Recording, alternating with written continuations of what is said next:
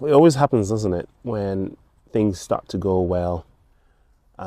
We're sort of about to crack a new zone, we were literally about to crush that resistance and go into new all-time highs. And then,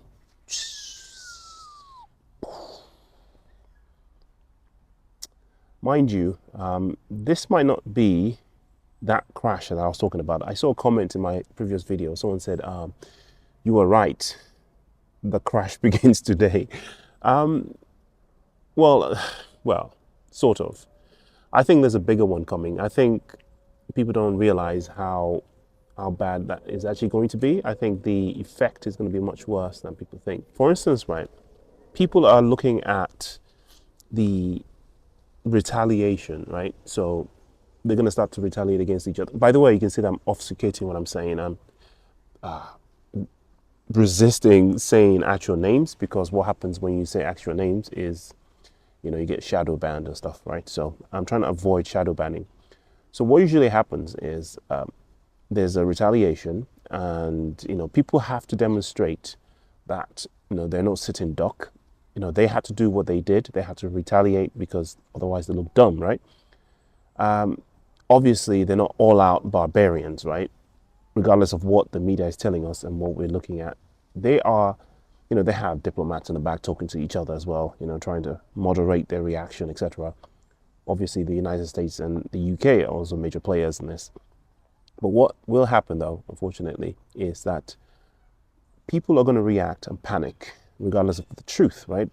So even though that they've threatened the resources, right? So they've threatened the oil pipeline. So oil has responded as to be expected, because if you look at that region, I did a video in the past. I'll link it in the description if you're interested. And I talked about the impact of such a thing on our economy, to do with the oil reserves and where we got our oil and energy from, the proximity of that region to where our gas is coming from. So that's going to be affected. So prices of everything is going to, like, how inflation has been going down and the rate cuts are predicted.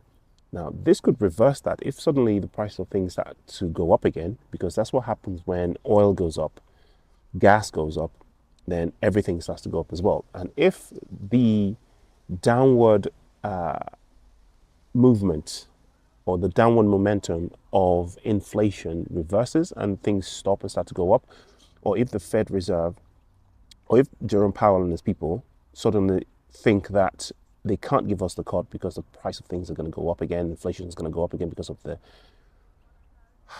geopolitical issues, then we might not get the cut.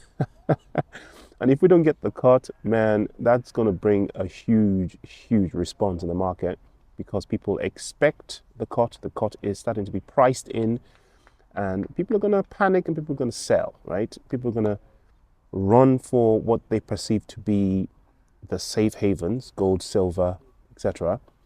Even though we in crypto realize and know better that actually the real safe haven, of course, is Bitcoin. But, the stock market doesn't think that. The stock market thinks Bitcoin is a risky tech stock, right? They think it's Microsoft, they think it's Nvidia. So unfortunately, while this might be good for us, the dollar cost averagers, so the ones that are preempting the market, it's not that good, because the price is affected by the stock market, because of the amount of money that's sloshing around now in crypto. BlackRock, the big investment firms, Wall Street traders now trade heavily on Bitcoin, right? In Bitcoin, I don't know, on Bitcoin, in Bitcoin, whatever. So now they can move the market, and the market is somewhat tethered now to, risky equity stocks, tech stocks, right? So when I said that we might see, I mentioned that there might be some kind of catalyst that might push things down. And if we don't have any catalyst to push things up, then we might see that dip that everyone's talking about. We might even see the high 40s, man. I know it sounds crazy, but it's not inevitable anymore all of a sudden. And this is a pretty bad one, guys, because man, we now have two major movements, two major events, one in Europe, one in the Middle East. There are several that are brewing, by the way. I don't know if you're keeping abreast of the information. Egypt is threatening Ethiopia, so that's a massive one.